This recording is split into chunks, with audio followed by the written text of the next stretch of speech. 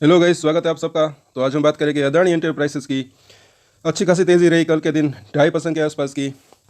आने वाले हफ्ते में हम देखेंगे कि इसके सपोर्ट और रजिस्टेंट क्या हो सकते हैं। और जो लोग नए हैं इस चैनल के ऊपर, हमारे चैनल को सब्सक्राइब जरूर कर लें। इसके ऊपर अगर आपकी इसके अंदर होल्डिंग है, हमारे इसके ऊपर जो है डेली टेक्निकल चार्ट के ऊपर एनालिसिस करते हैं।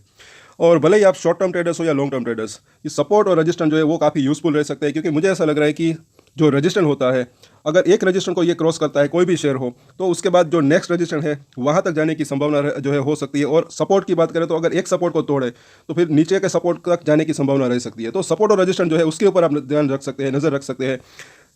सपोर्ट और रजिस्टेंट जो है काफ़ी मतलब कि यूज़फुल रह सकते हैं। यहाँ पर अभी एक अच्छी खासी जो तेज़ी आई, 3,000 के आसपास का हाई बनाया। इसके ऊपर भी हमने जो है पिछली बार चर्चा की थी। यहाँ पर पहले तो हम आज यानी कि कल के कारोबार की बात कर लेते हैं। तो डिलीवरी वॉल्यूम यहाँ पर अच्छा लग रहा है। यहाँ पर अगर आप देखेंगे 5.25 लाख के आसपास की डिलीवरी उठी। और यहाँ पर अभी देखें तो एक छोटा सा ये अपडेट भी आया है। चाहे तो आप इसको वीडियो को पॉज करके इसको पढ़ सकते हैं, कल की अपडेट है।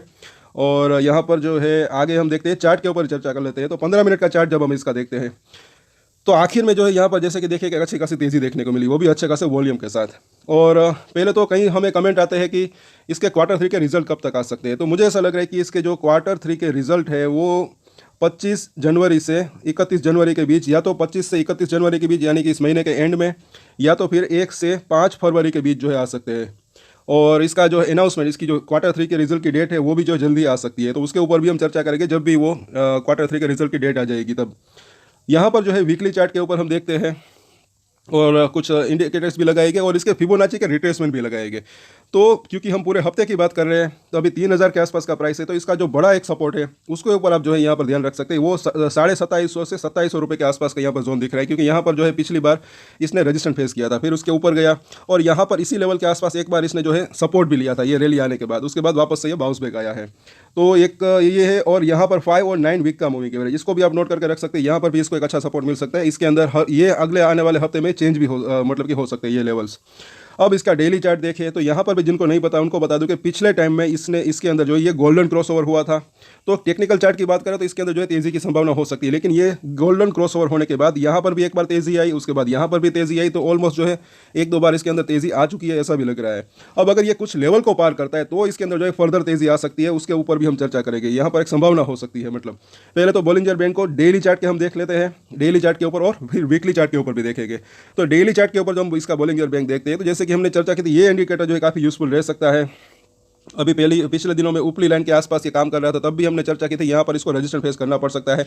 अगर कुछ लेवल को ये पार करता है तब इसके अंदर जो है फर्दर तेजी आ सकती है। तो यहाँ पर जो है एक प्रॉफिट बुकिंग आई और इसकी जो मिडिल लाइन है उस लेवल के आसपास इसने जो है सपोर्ट लिया। यहाँ पर थोड़ा सा नीचे आया और यहाँ पर पिछले 3 दिन अगर देखें एकदम से शॉर्ट टर्म की बात करें तो जो कल का जो ये लो था जो कि 2900 रुपये के आसपास का था, वो इसके लिए एक इंपॉर्टेंट सपोर्ट हो सकता है। पिछले 3 दिन की अगर बात करें बिल्कुल वहीं पर इसने सपोर्ट लिया और अभी ये इसके अंदर बाउंस बैक आया है।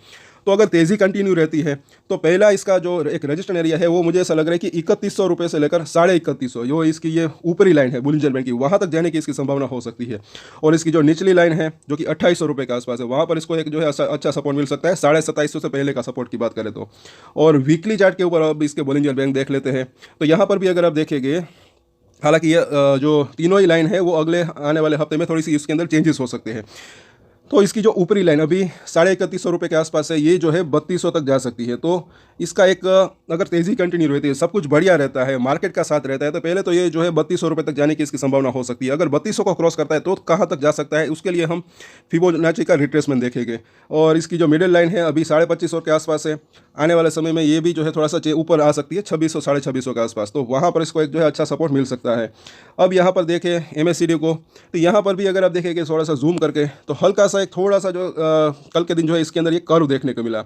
ये जो बार्स बड़े बड़े बन रहे थे कल के जो है दिन जो है शुक्रवार के मुकाबले कल का बार जो थोड़ा सा छोटा बना था, एक हल्की सी जो है एक स्ट्रेंथ वापस आने की यहाँ पर जो है एक इसने कोशिश कर रहा है, ऐसा लग रहा है कहीं ना कहीं। और ये 21 दिनों का मूविंग एवरेज इसको भी देख सकते हैं, इसके ऊपर निकला है। पिछले 2 दिन यहाँ पर आप देखेंगे इसके नीचे क्लोजिंग दी थी, फिर से इसके ऊपर निकला है। तो अब एकदम से एक नज़दीकी सपोर्ट अगर देखें तो ये 2950 रुपये के आसपास का इसको मिल सकता है। और यहाँ पर ये आप देख सकते हैं फिबोनाची का रिट्रेसमेंट मंथली चार्ट है।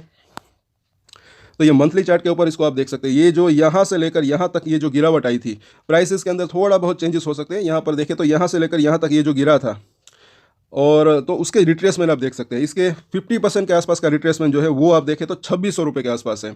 यहाँ पर इसको स्ट्रॉन्ग सपोर्ट मिल सकता है, बड़े सपोर्ट की बात करें तो। उससे बाद अगर देखें तो ये 61% के आसपास का रिट्रेसमेंट उसी लेवल के आसपास अभी ये काम कर रहा है, यहाँ पर भी आप देख सकते हैं।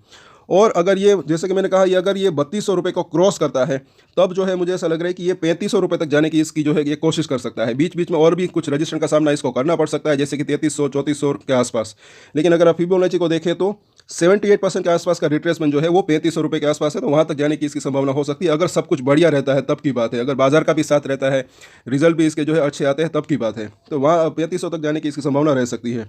और तो सभी इन सपोर्ट और रजिस्ट्रेशन के ऊपर जो है आप नज़र बना के रख सकते हैं। अब वापस से इसकी समरी कर लेते हैं सपोर्ट और रजिस्ट्रेशन की। जैसे कि यहाँ पर अभी 3000 के आसपास का प्राइस है, तो नज़दीकी सपोर्ट भी हम देख लेते हैं और थोड़े से दूर के सपोर्ट भी। तो यहाँ पर पहला जो सपोर्ट दिख रहा है वो दिख रहा है 2950 का, एकदम से नज़दीकी सपोर्ट। उसके बाद देखें तो 2920 रुपये के आसपास, और उसके बाद देखें तो 2860, और उसके बाद जैसे कि हमने चर्चा की, एक तो ये 2800 का जोन है, और फिर ये 2750 से लेकर 2700 का जोन। तो इन सभी सपोर्ट और सपोर्ट के ऊपर जो है पहले तो आप नज़र बना कर रख सकते हैं। पूरे हफ्ते की यहाँ पर बात हो रही है। और अब अगर रजिस्ट्रेशन की बात करें, अगर तेज़ी कंटिन्यू रहती है तो एकदम से पहला एक नज़दीकी इसका जो रजिस्ट्रेशन एरिया दिख रहा है वो दिख रहा है 3040 के आसपास का जोन। उसके ऊपर देखें तो 3100, उसके ऊपर देखें तो 3200 रुपये का जोन, जैसे कि हमने चर्चा की। अगर ये 3200 को क्रॉस करता है फिर मुझे ऐसा लग रहा है कि ये मतलब कि 3300 3400 या और फिर जो है 3500 तक जाने की कोशिश कर सकता है, एक संभावना रह सकती है। और ये 3200 रुपये के लेवल की बात करें तो यहाँ पर इसने एक अच्छा खासा पिछली बार भी एक जो है रजिस्ट्रेशन फेस किया था, उसके बाद एक अच्छी खासी इसके अंदर एक गिरावट भी आई थी। तो ये अभी जो है एक रजिस्ट्रेशन बना हुआ है, इसको अगर पार करें तब इसके अंदर ऐसा लग रहा है कि फर्दर तेज़ी आने की संभावना हो सकती है। तो इन सभी सपोर्ट और रजिस्ट्रेशन के ऊपर जो है आप नज़र बना के रख सकते हैं। तो आज के वीडियो में इतना ही। अगर अच्छा लगा तो लाइक ज़रूर करें, शेयर करें और सब्सक्राइब कर ले हमारे चैनल को। और एक स्टैंडर्ड डिस्क्लेमर जो कि मैं हमेशा देता हूँ, आप कोई भी ट्रेड ले उससे पहले अपनी रिसर्च करें, अपने फाइनेंशियल एडवाइजर की सलाह ले, उसके बाद ही कोई डिसीजन ले। और डिसीजन ले तो उसकी जिम्मेदारी मेच्योरिटी के साथ खुद ही ले। ये वीडियो मैंने एजुकेशन पर्पस के लिए बनाया है, मेरी तरफ से कोई भी बाय या सेल की रिकमेंडेशन नहीं है। Thank you.